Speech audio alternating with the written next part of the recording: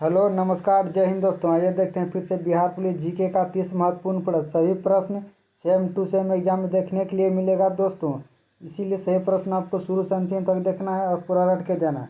Video अच्छा लगता है ज़्यादा लोगों को शेयर कीजिए और चैनल को सब्सक्राइब कीजिए।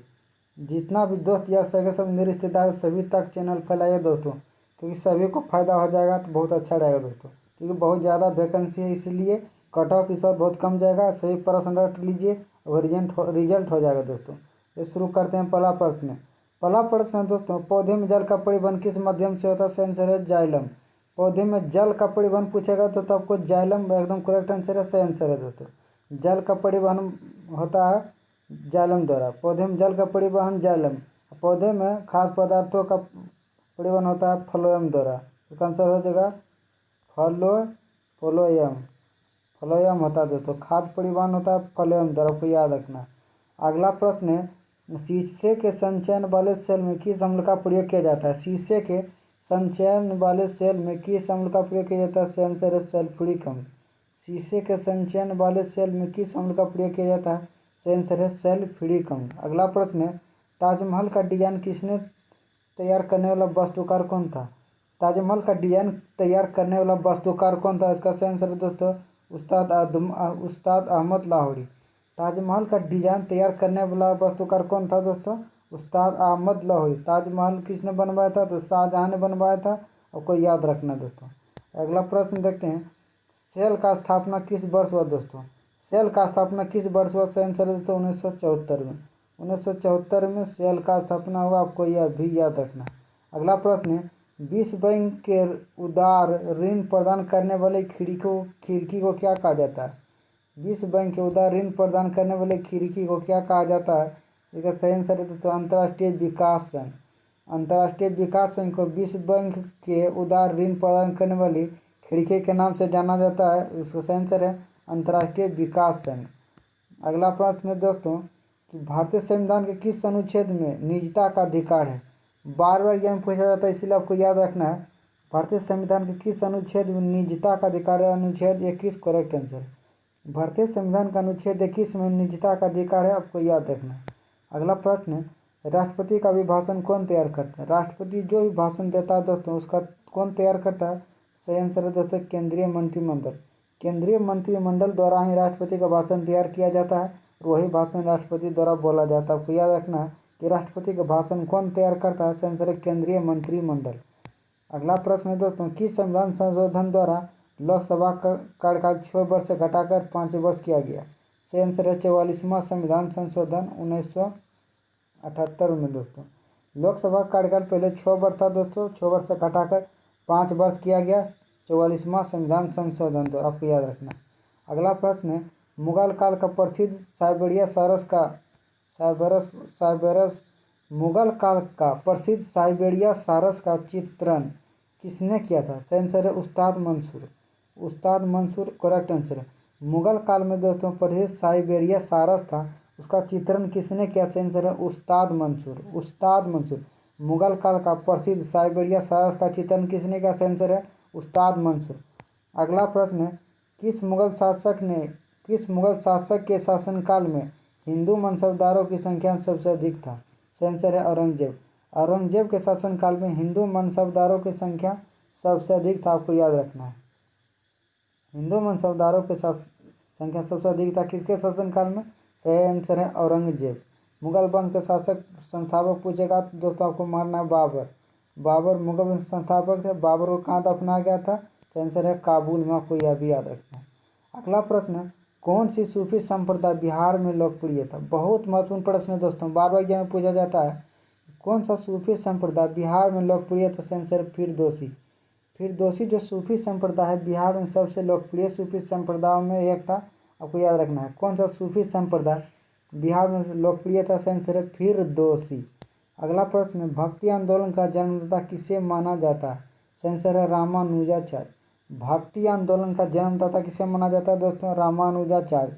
रामानुजाचार्य को याद रखना दोस्तों, भक्ति आंदोलन का जन्मदाता है, आपको याद रखना। अगला प्रश्न है, किसके शासनकाल में चंगेज खान ने भारत पर आक्रमण किया? चंगेज खान दोस्तों किसके शासनकाल में भारत पर आक्रमण किया था? सही आंसर है इल्तुतमिश। इल्तुतमिश के शासनकाल में चंगेज खां भारत पर आक्रमण किया था, आपको याद रखना है। अगला प्रश्न है, एलोरा के प्रसिद्ध कैलाश मंदिर का निर्माण किस राष्ट्रकूट शासक ने करवाया था? सही आंसर है दोस्तों कृष्ण प्रथम। एलोरा का जो राष्ट्रकूट मंदिर है दोस्तों, किसने करवाया था? राष्ट्रकूट शासक ने। एलोरा का जो प्रसिद्ध कैलाश मंदिर है किसने करवाया था? राष्ट्रकूट शासक कृष्ण प्रथम। कृष्ण प्रथम ने करवाया था, आपको याद रखना दोस्तों। एलोरा का प्रसिद्ध कैलाश मंदिर का निर्माण किसने करवाया था? राष्ट्रकूट शासक कृष्ण प्रथम। अगला प्रश्न कि भारतीय संसद का कौन सा स्थायी सदन है? भारतीय संसद का 3 अंग है दोस्तों, राज्यसभा, लोकसभा और राष्ट्रपति संसद के 3 अंग है। लेकिन दोस्तों कौन सा स्थायी सदन है भारतीय संसद का? सेंसर राज्यसभा। राज्यसभा का कभी भंग नहीं किया जा सकता दोस्तों, इसीलिए राज्यसभा एक अस्थायी सदन है, आपको याद रखना। अगला प्रश्न है, दक्षिण भारत की कौन सी भाषा सर्वाधिक प्राचीन है? दक्षिण भारत की वो कौन सी भाषा है दोस्तों जो सबसे प्राचीन भाषा है? आपको याद रखना है, सेंसर है तमिल। दक्षिण भारत की सबसे सर्वाधिक प्राचीन भाषा कौन सा है? तमिल करेक्ट आंसर है। अगला प्रश्न है, national Lakshmibai national college of physical education कहाँ स्थित है? Lakshmibai national college of physical education कहाँ स्थित है? सेंसर Gwalior. Lakshmibai national college of physical education कहाँ स्थित है? सेंसर ग्वालियर, याद रखना है। अगला प्रश्न, कौन सा दर्रा श्रीनगर लेह मार्ग को जोड़ता है? वह कौन सा दर्रा दोस्तों जो श्रीनगर और लेह को जोड़ता है? सेंसर है जोजिला दर्रा। श्रीनगर और लेह मार्ग को जोड़ने वाला दर्रा कौन सा? सेंसर है जोजिला दर्रा। बार बार पूछा जाता है कन्फ्यूजन के लिए दोस्तों, श्रीनगर और लेह के बीच वह कौन सा दर्रा जो जोड़ता है? सेंसर है जोजिला दर्रा, आपको याद रखना है। अगला प्रश्न है, किस राज्य का सचिवालय भवन को राइट्स बिल्डिंग के नाम से जाना जाता है? किस राज्य का सचिवालय भवन को राइट्स बिल्डिंग के नाम से जाना जाता है? सेंसर है पश्चिम बंगाल। पश्चिम बंगाल का जो सचिवालय भवन है दोस्तों उसे राइट्स बिल्डिंग के नाम से जाना जाता है। राइट्स बिल्डिंग किस राज्य का सचिवालय भवन है? सेंसर है पश्चिम बंगाल। अगला प्रश्न है कि वंदे मातरम का प्रथम संपादक कौन था? वंदे मातरम जो गीत था दोस्तों, उस वंदे मातरम गीत का प्रथम संपादक कौन था? वंदे मातरम का प्रथम संपादक सेंसर अरविंद घोष।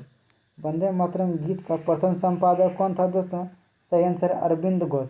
वंदे मातरम का प्रथम संपादक कौन था? अरविंद घोष। अगला प्रश्न है, माचिस के तीली में किस फास्फोरस का प्रयोग किया जाता है? माचिस के तीली में किस फास्फोरस का प्रयोग किया जाता है? सेंसर है लाल फास्फोरस। माचिस के तीली में कौन सा फास्फोरस का प्रयोग किया जाता है? सेंसर है लाल फास्फोरस का। अगला प्रश्न, नीति आयोग का स्थापना कब हुआ? नीति आयोग का स्थापना कब हुआ दोस्तों? 1 जनवरी 2015 में। पहले दोस्तों योजना आयोग था, योजना आयोग को ही नाम बदल कर नीति आयोग कर दिया गया 1 जनवरी 2015 में। नीति आयोग का अध्यक्ष पूछेगा कौन होता है? इसका आंसर हो जाएगा प्रधानमंत्री। नीति आयोग का स्थापना कब हुआ? तो 1 जनवरी 2015। अगला प्रश्न है, प्रोटीन शब्द का प्रयोग सर्वप्रथम किसने किया?